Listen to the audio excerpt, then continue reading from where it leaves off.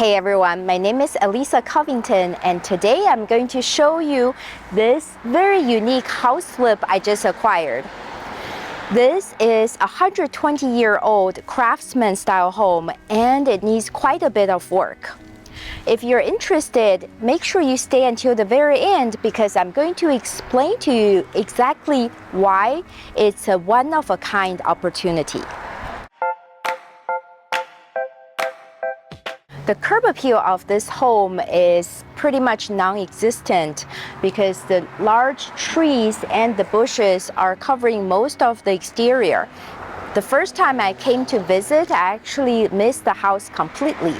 And walking towards the house, you see the concrete is completely lifted up by the tree roots, and we definitely need to address this safety hazard. And then there's no front yard landscaping per se because it's just dead grass. So we have to put in some sod or plants to dress it up. And some of these trees, especially this one, seems dead to me, and we may have to just remove it. Craftsman style homes are usually very attractive because of their intricate details, but this home is so beat up. The paint is peeling off and there's a lot of dry rot everywhere. And this deck on top of the front entrance seems like it's added on later, and it doesn't look very good. It's also not very safe. So we may have to remove it. And then the front steps were painted in red, but the paint is almost gone.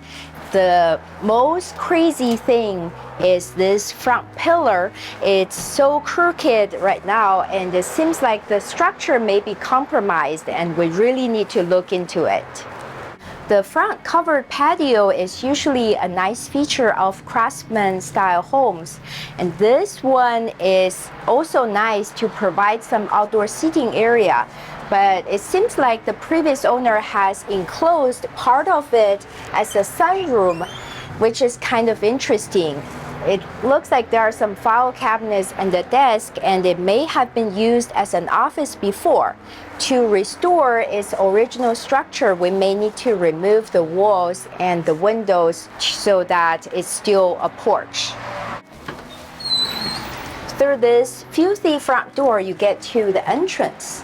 And it's so tight here because a coat closet was added on, and also some stairs going to the upstairs attic was put together haphazardly. So this is probably not up to code, and we have to look into it and also figure out what we want to do to the upstairs. But before that, let's take a look at this living space. There are some very nice traditional Craftsman style elements in here.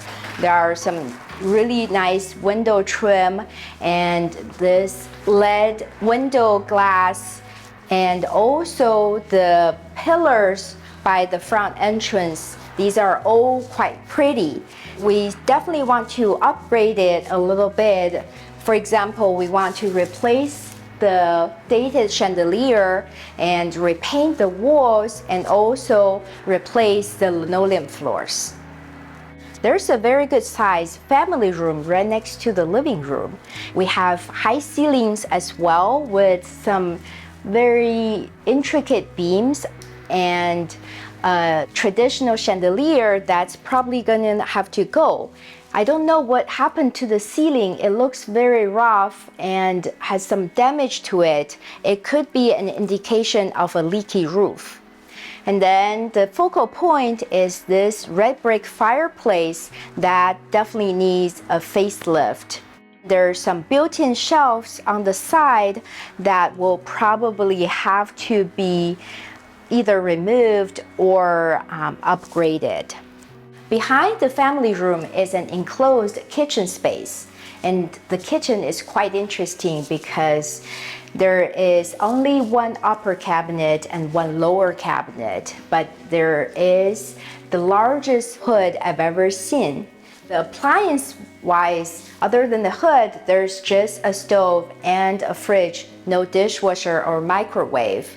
But there is a little prep kitchen kind of off on the side where there are a few more cabinets and the dishwasher and sink. So when we transform this home, we probably want to put the main kitchen back out there and use this more as a pantry slash prep kitchen space. Through the back door of the kitchen, you get to this weird area where you have steps going down to the basement and also the backyard, and then you also have access to the water heater which is completely exposed right now, and then a full bathroom that's super tiny and awkward.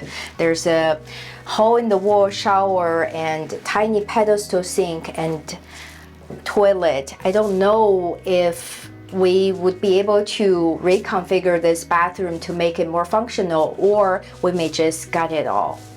The first bedroom was painted neon blue color, and the paint job obviously wasn't done very nicely. You can see there's some overspray on the ceilings, and the ceiling itself has some patches, and apparently there's some roof leak before.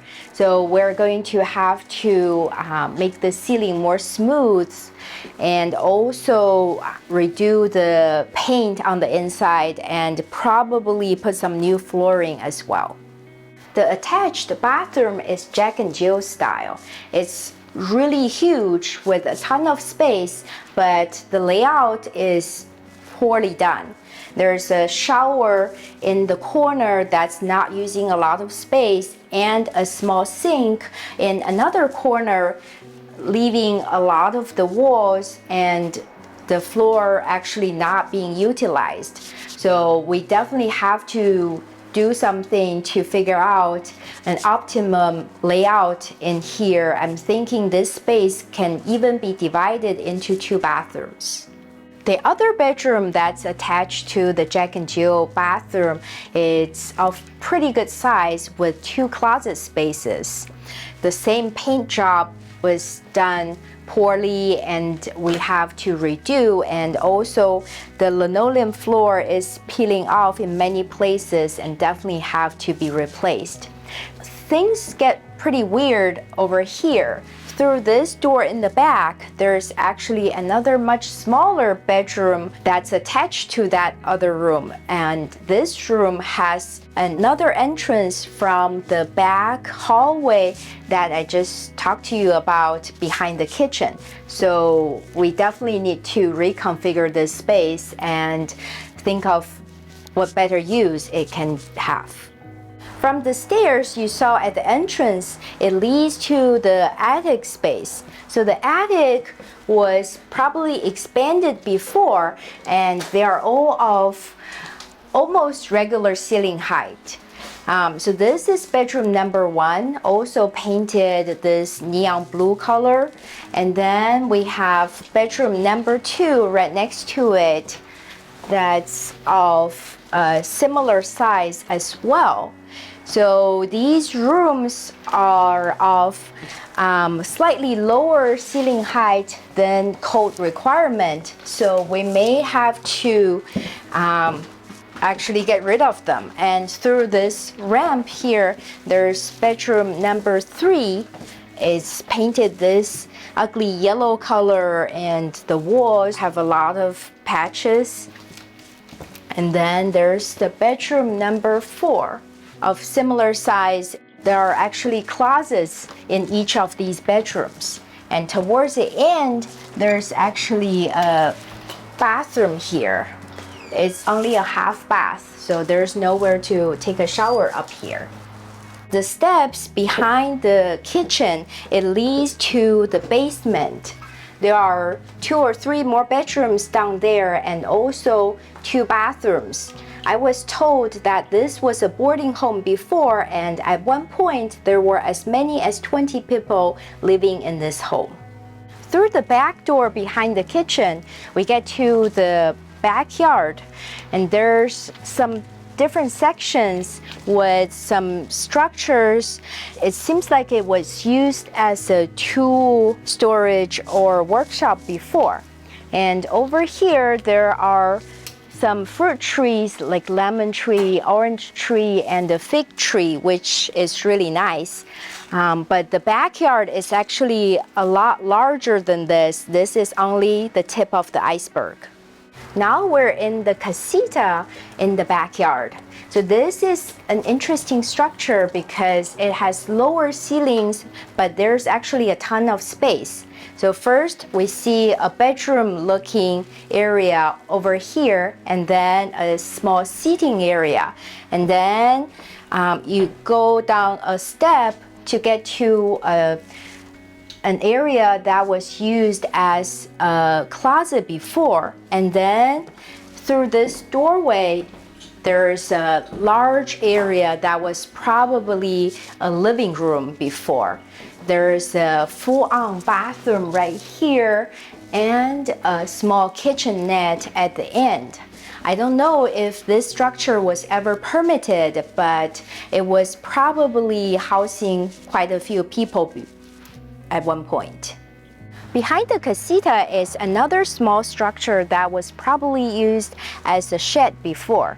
And then you get to this enormous backyard. The lot size is half an acre, which is very rare in the Bay Area. And that's the main appeal of this property.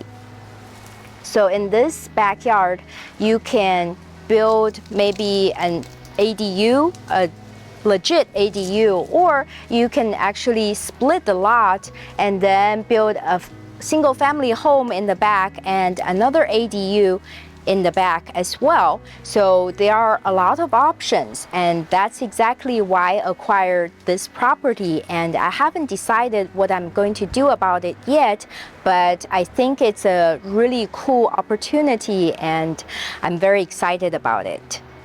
The house doesn't come with a garage, but there is a very long driveway that goes all the way to the back that can park many cars tandemly.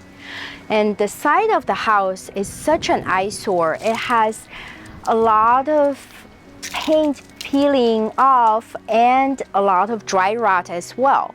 And on top of the roof, you can see the attic expansion that they did. They basically just expanded it out without thinking about the rest of the structure of the house or the architectural features of this home. So most likely we're going to have to rip that off to restore the former glory of this home. I'm so excited for this unique project. If you have any ideas for me, drop me a comment below. And I hope you enjoyed this video, and if you did, give me a thumbs up and subscribe to the channel. Thank you so much for watching. See you next time. But this home has a lot of, sorry, speed up. Behind the family room is a enclosed kitchen space. 2 closet spaces over there. No, 2 closet spaces.